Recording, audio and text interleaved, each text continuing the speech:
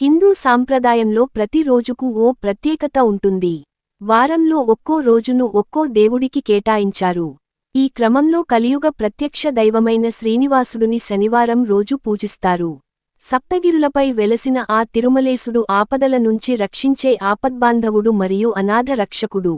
అయితే మనం గత కర్మల ప్రభావంతో జీవితంలో ఎన్నో కష్టాలను అనుభవిస్తుంటాం. వీటికి కర్మఫలదాత అయిన శనీశ్వరుడి ప్రభావమే కారణం. అయినా శనీశ్వరుడి ప్రభావం మనల్ని బాధించకుండా ఉండాలంటే శ్రీవెంకటేశ్వర స్వామిని ప్రత్యేకంగా పూజించాలి. అఖిలాండ కోటి బ్రహ్మాండ నాయకుడి కృప మనపై ఉంటే ఏ దోషాలు ఉండవు. కాబట్టి శ్రీ వెంకటేశ్వరుని కృపతో పాటు శనిదేవుడి దోషం పోవాలంటే 7 శనివారాల వ్రతం ఎంతో విశిష్టమైనది. శనిదోష ప్రభావం తగ్గి కుటుంబంలో శాంతి సౌఖ్యాలు నెలకొనేందుకు, సిరి సంపదలు కలిగేందుకు ఆచరించే అతి ముఖ్యమైన వ్రతాల్లో 7 శనివారాల వ్రతం లేదా సప్త శనివార వ్రతం ఒకటి. ఈ 7 శనివారాల వ్రతాన్ని భార్యాభర్తల్లో ఎవరు చేసినా లేదా ఇద్దరూ కలిసి చేసినా ఫలితం సమానంగా లభిస్తుందని ఆగమ శాస్త్రాలు సూచిస్తున్నాయి. ముఖ్యంగా శనివార వ్రతం ఆచరించే రోజు సాయంత్రం ఆవు నెయ్యితో దీపం వెలిగించే వారికి కష్టనష్టాలు, ఈతిబాధలు తొలగిపోయి సుఖసంతోషాలు ప్రాప్తిస్తాయని నమ్మకం. ఇలా 7 శనివారాలు వెంకటేశ్వర స్వామి వారిని పూజిస్తే దోషాలన్నీ తొలగిపోయి చేపట్టిన పనులన్నీ నిరాటంకంగా ముందుకు సాగుతాయని, కోరిన కోర్కెలు నెరవేరతాయని, ఆర్థిక కష్టాలు సమసిపోతాయని పండితులు చెబుతున్నారు. ఈ నేపథ్యంలో 7 శనివారాల వ్రతం ఎలా చేయాలో తెలుసుకుందాం. 7 శనివారాల వ్రతం ఏ రోజుల్లో ప్రారంభించాలి? 1. ముఖ్యంగా వారం శనివారమై ఉండాలి. 2. శనివారం ఏకాదశి అయితే మంచిది. 3. శనివారం త్రయోదశి అయితే మంచిది. 4. శనివారం పూర్ణిమ అయితే మంచిది. 5.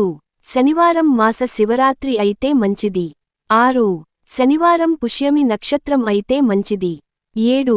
శనివారం అనురాధ నక్షత్రం అయితే మంచిది. 8. శనివారం ఉత్తరాభాద్ర నక్షత్రం అయితే మంచిది. 9. శనివారం అమావాస్య తిథి అయితే మంచిది. 10.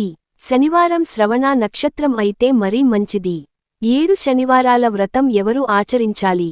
1. ఏలినాటి శని జరుగుతున్న వారు, గోచారారీత్యా. 2. అర్ధాష్టమ శని జరుగుతున్న వారు, గోచారారీత్యా. 3. అష్టమ శని జరుగుతున్న వారు, గోచారారీత్యా. 4. శని మహర్దశ జరుగుతున్న వారు, జాతకరీత్యా. 5. శని అంతర్దశ జరుగుతున్న వారు, జాతకరీత్యా. 6. జాతకరీత్యా లగ్న అష్టమ శని ఉన్నచో ఈ వ్రతం చేయడం చాలా మంచిది. 7. పుష్యమి, అనురాధ, ఉత్తరాభాద్ర నక్షత్ర జాతకులు ఆచరిస్తే మంచిది. 8. ఎక్కువ కాలికి దెబ్బలు తగిలినట్లయితే ఈ వ్రతం ఆచరించినచో మంచిది. పాటించాల్సిన నియమాలు. 1.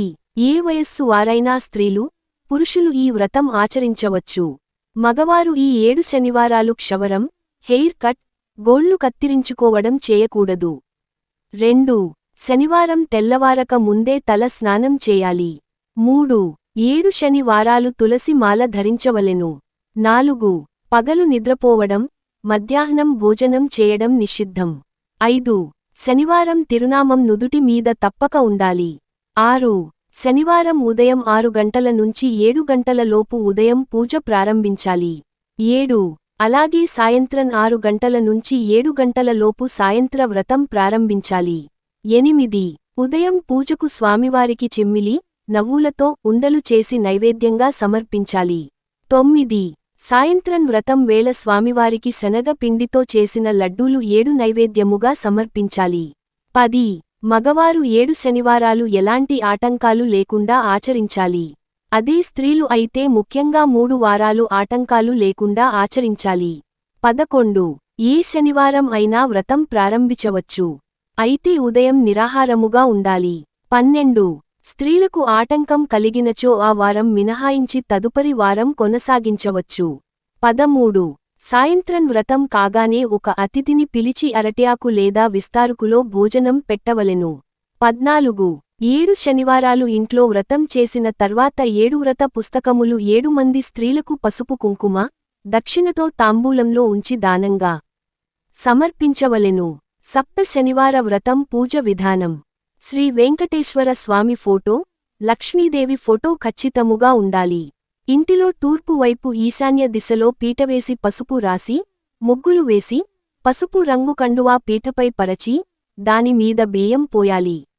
బియ్యంపై రాగిచెంబు ఉంచి కొబ్బరి కాయను పెట్టి దానికి పసుపు రంగు రవిక గుడ్డను కిరీటంలా పెట్టి కలశ స్థాపన చేయాలి. కలశమునకు రెండు వైపుల 2 దీపాలు 7 వత్తులతో చేయాలి. ఆ తర్వాత అగబత్తి కడ్డీలు వెలిగించి సాంబ్రాణి ధూపంగా వేయాలి. ఇప్పుడ పిండి పదార్థాలను లడ్డులు, పూలు, పండ్లు, చిమ్మిరి ఉండలు నైవేద్యముగా సమర్పించాలి. ఇప్పుడు వెంకటేశ్వర స్వామి మంత్రాలు, గోవిందనామాలు, అష్టోత్తర శతనామావళి, సుప్రభాతం వంటి వాటిని పఠించాలి. పూజ అనంతరం 7 శనివారాలు 7 మంది అతిథులను 7 కొండలు, సప్తగిరులు అంజనాద్రి, వృషభాద్రి, శేషాద్రి, నారాయణాద్రి, గరుడాద్రి, నీలాద్రి, వెంకటాద్రి గా భావించి భోజనముకు ఆహ్వానించాలి. ఇలా శనివారాలు పూర్తయిన తర్వాత తిరుమలకు గాని, చిన్న తిరుపతి, ద్వారకా తిరుమల లేదా మీ దగ్గరలోని వెంకటేశ్వరస్వామి దేవాలయమును దర్శించుకోవాలి. పూజ సమయంలో కట్టిన ముడుపును జాగ్రత్తగా దాచి హుండీలో వేయాలి. అలాగే ఆలయ దర్శనం సమయంలో 3 కత్తెరలు గాని, తలనీలాలు పూర్తిగా గాని సమర్పించడం శుభప్రదం. పూజ రోజు ఉదయం ప్రధానంగా చేయాల్సినవి: శ్రీ వెంకటేశ్వర సుప్రభాతం, శ్రీ వెంకటేశ్వర స్తోత్రం, మంగళశాసనం పారాయణం చేయాలి. శ్రీనివాస దండకం చదవాలి. గోవింద నామాలు పారాయణ చేయాలి. బ్రహ్మండ పురాణంలోని శ్రీ వెంకటేశ్వర స్తోత్రము, వెంకటేశ్వర అష్టోత్తర శతనామ స్తోత్రం పారాయణ చేయాలి. చివరగా శ్రీనివాస మంగళశాసనం చదువుతూ దీపారాధన హారతి ఇవ్వాలి. ఆ తర్వాత శని ధ్యాన శ్లోకము 19 సార్లు, శని స్తోత్రము 1 సారి, శని సప్తనామావళి 7 సార్లు పారాయణం చేయాలి. ఈ వీడియో మీకు నచ్చినట్లయితే ఒక లైక్ కొట్టి మీకున్న ధర్మసందేహాలకు ఓం నమఃశివాయ అని చేయండి. సబ్స్క్రైబ్ చేయడం మాత్రం అస్సలు మర్చిపోకండి.